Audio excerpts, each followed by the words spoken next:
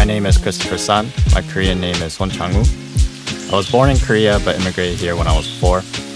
I'm 1.5 generation Korean on this land, that what we know as Vancouver, but also the unceded territories of Musqueam, Squamish, and Tsleil-Waututh nations. I've been breaking since my high school years in grade 8. Throughout all those years, breaking has been a big part of my life. It really gave me a place of home and being able to navigate the city that we live in.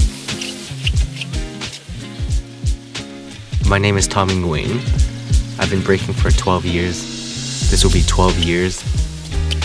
I was just getting into photography and I picked up the camera. It was something that I was exploring at all of my practices. I would bring it to all of my practices and just try to take photos. But around that same time in this venue that we were practicing in, there were breakers that were walking by coincidentally, and they had found us practicing and wanted to join in. And so we let them. And it eventually became like a normal thing that they would come and practice with us. And at one point they brought Chris along, and Chris would occasionally come with a camera. The day came when I think this was Vancouver Street Dance Festival.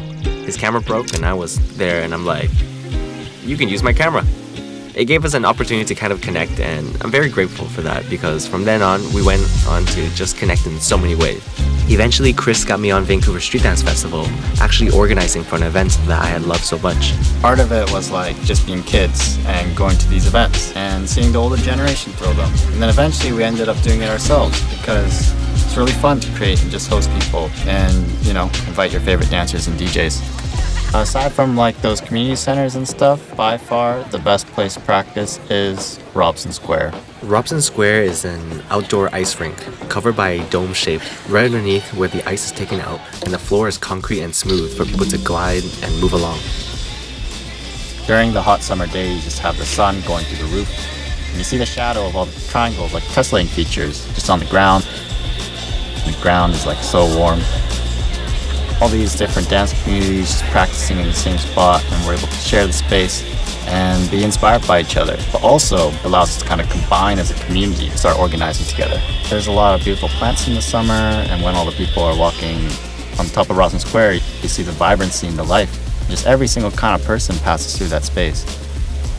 This dance has a very rich history and a background.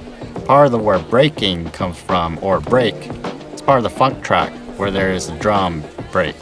So basically, it's like a drum solo. It's like really hard and rhythmic. Where the dance came out was from New York City, South Bronx, specifically youth, Afro-Latino youth. It was an outlet to create a third culture, something new that they had the agency to change and transform in public space.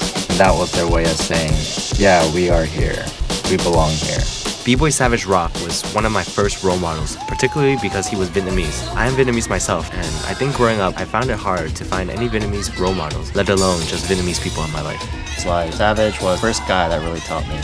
I attended one of his classes. He's definitely done a lot for the community. Just seeing other folks from your own ethnic culture being part of this dance, that's just encouraging to see. I think what makes breaking so strange is it's a mix between a sport and an art.